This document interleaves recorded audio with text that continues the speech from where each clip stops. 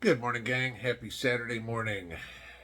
How many of y'all long for the days when you could go outside, talk across the fence with your neighbor? I mean, think about the old home improvement show. It didn't matter if your neighbor was male or female, or Republican or Democrat, or you had a nice neighborly relationship. Maybe you were friends, maybe you were just acquaintances, but you weren't at each other's throats, right? I'd love to see us go back to those days where it wasn't the extremely vocal, teeny tiny minority that seems to influence all the decisions on the country. I mean, minuscule amounts of people are pissed off about something, and Joe Biden's like, oh, I've got to appease these people.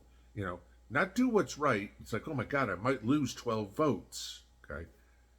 We used to have people that made decisions in life, whether it's in federal politics, local politics, the manager at Walmart, whatever.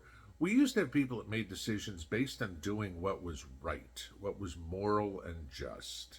Now we have too many people that are too interested in furthering their twisted agendas. Okay.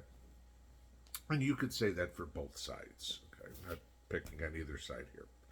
So I ran across something this morning, and I kind of wanted to go through with it, but it was seven figures or seven numbers that this person said would has chosen the side that America's taken, to which direction we're going. I'm going to give you this. I mean, we've got all this crazy crap going on. If you saw yesterday, these pro-Palestinian protesters interrupted the graduation ceremony at University of Michigan. You had Robert De Niro out saying that he understands what living during the Holocaust was under Hitler, because he's lived under Trump. Really, I'm trying to figure out where Trump has killed millions and millions and millions of people. But De Niro is one of those great minds of the 21st century, right? Okay. Jamel Hill, the former ESPN writer, whatever it was, that was fired a year or so ago. She's calling for all those frat boys down south who took down the Palestinian flag and put up the American flag, stop the protesters from taking over campus. She's calling for them to be expelled from school and their fraternity house to be banned from campus. This is what I'm saying. These are the extremely vocal idiots making decisions. Okay. So going to this article that I saw this morning, there's truth in it, but I think you got to untwist it just a bit. Okay. The first point they bring up: there's more political chaos in this nation than there's ever been in his entire life. More than 40% of U.S. voters actually believe a second civil war is likely within the next 5 years. Count me in that 40%. Okay. Because of all the idiots on the other side that are stoking the fire, poking the bear here, going, you're going to do it our way or else. And I'm like, okay, well, I guess I know what the or else is. Get ready. That's kind of what we're all getting ready for. We've talked about this many times. What's more likely? A war with Russia, a war with China, or a war within the country? And this isn't just the United States. You could talk about a lot of Europe, too, that you can see civil wars within their own country. People have had it with this radicalization of their countries, and they don't want it. They just want a peaceful life. The end. So you go on to the next number two. Okay. According to a recent Gallup study, only 36% of Americans approve of Israel's military campaign in Gaza. Okay? I don't approve of it. I don't disapprove of it. I don't give a damn. That's their problem. Okay?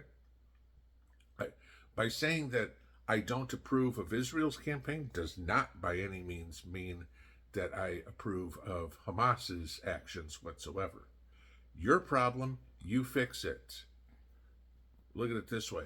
If my neighbors are having a marital spat, I don't need to go get involved. That's up to them to figure out, not me. That's kind of how I look at this one. Okay. So, yeah, where they're trying to twist it to say, gee, most of the country's against this war. No, I'm betting most of the country doesn't give a shit. Okay. Number 3. This is another twisted one that we're going to untwist. 65% of Americans do not approve of the Supreme Court decision to overturn Roe versus Wade. I wish for 1 second that the media would get this one correct. The Supreme Court did not overturn Roe versus Wade. The Supreme Court sent the decision on abortion back to the state courts where it needs to be. Okay? And then each particular state can decide where, how, and at what time they want to make abortion legal or illegal. Okay? So, again, we have the media here misconstruing something to push a narrative. Wrong. Okay? 65% of the American public wants abortion to be legal. Okay, that's fine. Doesn't make it right, but, it is what it is. If that's how the country goes, so be it. Doesn't mean that everybody has to have one. No, you don't believe in it? You don't do it, right? Simple as that. Do I agree with the people that do? No. Okay. But again, we'll kind of go the way that the country decides we want to go, state by state by state. Number 4, this is where it starts getting stupid. This is where the country's doomed. More than 20% of Generation Z adults, 22.3% to be specific, now identify as LGBTQ. Because LGBTQ is the latest Cabbage Patch, pet rock, whatever, fad to do. Oh, gee, I need attention for me, so I'll do something crazy. And then a couple of years later, they go, okay, that was fun. I didn't work out the way I did. And I'm going to go back to being normal. I brought this comment up last night on Twitter. The LGBTQ, the trans, the T part, okay? Just, I get a kick out of it. Some of you guys have dogs, okay? Some of you have male dogs, right? And a lot of us have had our male dogs neutered, right? Don't want puppies. Do you still call him a good boy? Probably, okay? Why is it that our dog is still a boy after cutting his cojones off, but people are supposed to be different? Think about that. Okay. Number 5. According to the Daily Mail, the number of transgender troops in the U.S. Army has doubled since 2020. That's where we went from 1 to 2. Yeah. It tells you a lot about our military. I personally have to think that this is people that have converted, whatever you want, well into their career. Okay, like Rachel Levine, whatever that twisted MFer's name is. Because honestly, those of you guys who served won't believe it.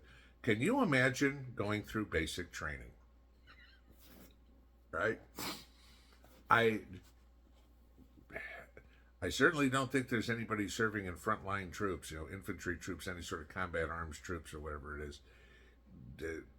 There's a good reason why there's that old saying of getting shot in the back. Okay. Yeah. Number 6. This, again, this one that'll make you sick. By a vote of 692 to 51, okay, so what, 10 to 1, 12 to 1, the United Methodist Church has voted to approve LGBTQ clergy and same-sex weddings in their churches. Now, this isn't anything new, but yeah, okay, so there goes the following of the Bible by the Methodist Church. You wonder why so many people are leaving the Methodist Church. Yeah, okay. And number 7, this is the reason that we have to bring all these illegals in.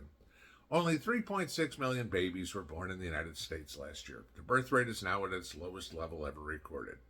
We need something like 2.1 births per household to maintain our population. You know, so many people die off. We need a great replacement. Okay, well, we're not having as many kids, so okay, we need some from somewhere else. No, we don't. You know what? Less people means less consumption, means we need less stuff. We need less cars. We need less houses. We need less everything else. Oh, but that might bother the people in Washington who have their hand in every cookie jar. Oh, we can't have Ford make less cars. Ford will make less money and they'll be able to give me less kickbacks. We need more houses built. We need the house builders to keep building houses. If we don't have people, they're not going to do it. Oh, and they'll be able to give me less kickbacks. One step ahead. Why do people need this? Because they have some sort of vested interest. You know, again, look at Russia. Russia's population now is smaller than it was before World War II. They lost a whole lot of people in World War II. 30 some odd million Russians died during World War II. Guess what? The country still exists. Granted, the political aspect has changed from communism to closer to a democracy. Maybe we need to do the same thing. See our population decline and have our government change from communism under Joe to democracy under anybody else. Pinball out.